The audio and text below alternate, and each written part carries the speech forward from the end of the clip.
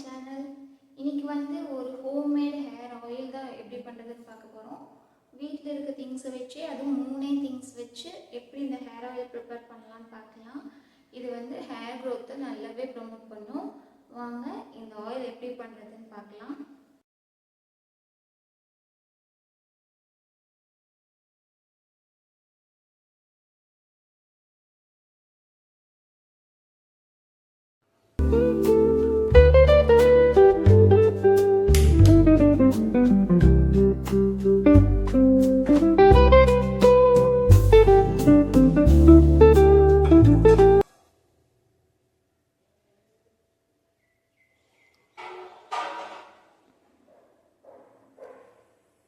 இந்த மாதிரி ஒரு கடாய் வச்சுக்கோங்க. பாத்திரத்தில் ஈரம் சுத்தமாகவே இருக்கக்கூடாது. ஈரம் கொஞ்சம் நல்லா ட்ரை ஆகிற முடிக்குமே லைட்டாக பாத்திரத்தை சூடு பண்ணிடுங்க.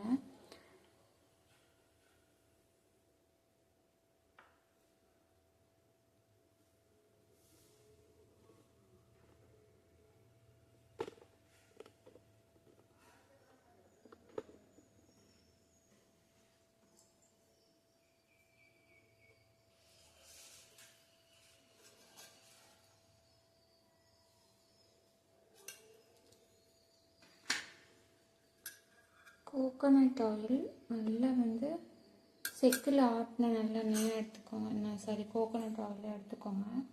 இது வந்துட்டு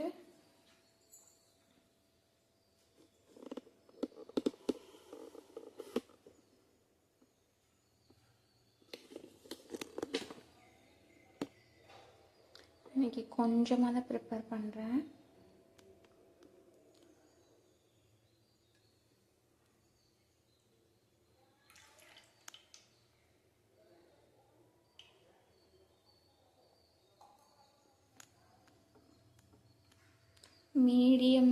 மீடியம் ஃப்ளேம்லேயே வச்சுக்கோங்க.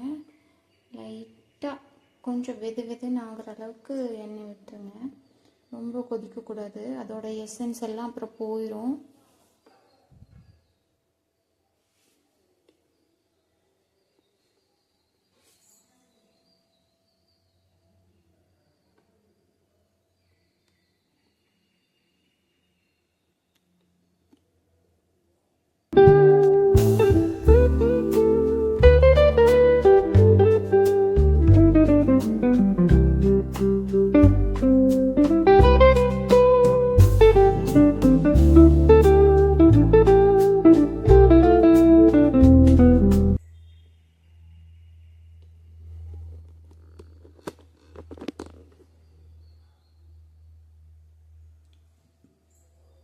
இப்போ தான் கொஞ்சம் கொஞ்சமாக பபிள்ஸ் எல்லாம் ஸ்டார்ட் ஆகிருக்கு.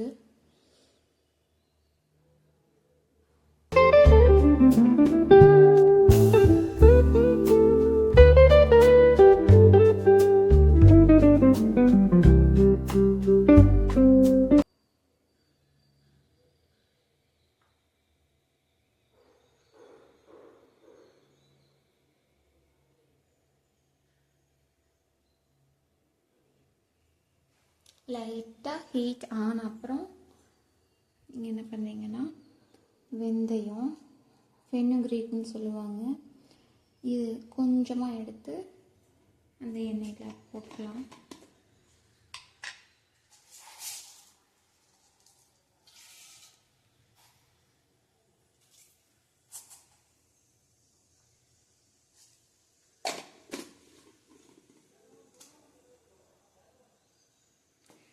வெந்தயம் வந்துட்டு உடம்பு வந்து ரொம்ப ஹீட்டாக இருந்தாலுமே அதை வந்து ரொம்ப குளிர்ச்சி பண்ணிடும்.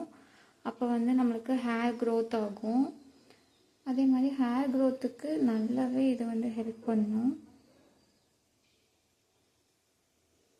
இது போட்டதுக்கப்புறமா ரோஸ்மேரி, இது வந்து உங்கள்கிட்ட ட்ரைடாக இருந்தாலும் ஓகே, ஆர் ஃப்ரெஷ்ஷாக இருந்தாலும் ஓகே, எடுத்து நல்லா உங்கள்கிட்ட ஏதாவது இடிக்கிற மாதிரி ஏதாவது இருந்தால் கூட கொஞ்சம் க்ரஷ் பண்ணிடுங்க.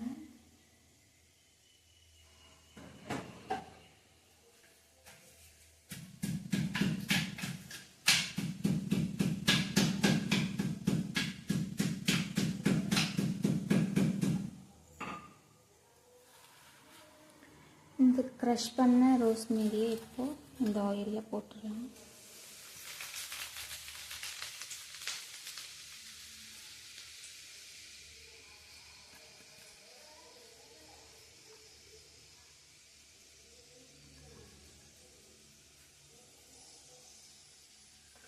அந்த ஹீட்லேயே அப்படியே விட்டுருங்க.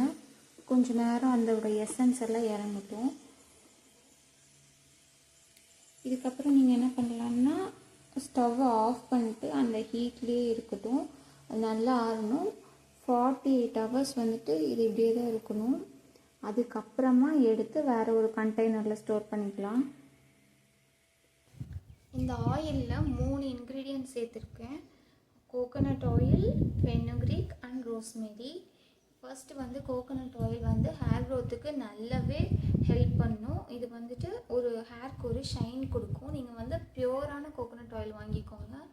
கடையில் கிடைக்கிற மாதிரி இந்த பேராஷூட் அந்த மாதிரியெல்லாம் எதுவும் வாங்கி ட்ரை பண்ணாதீங்க. அதில் வந்து ரிசல்ட் கிடைக்காது.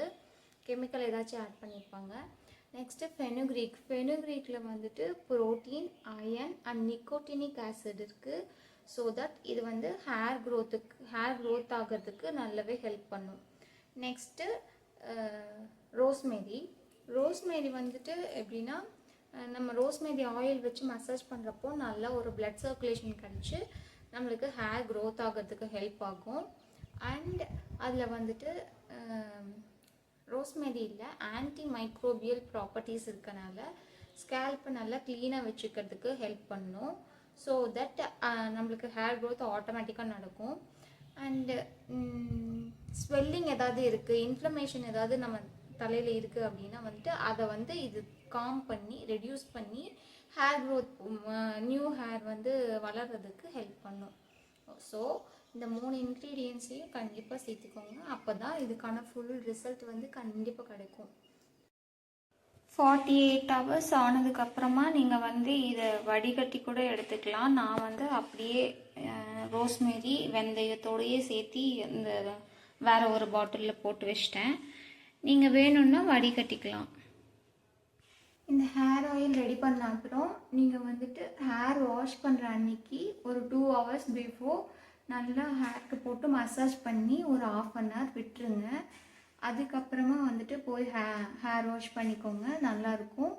பண்ணிவிட்டு ட்ரை பண்ணிட்டு எப்படி இருக்குன்னு எனக்கு கமெண்ட்ஸில் சொல்லுங்கள்.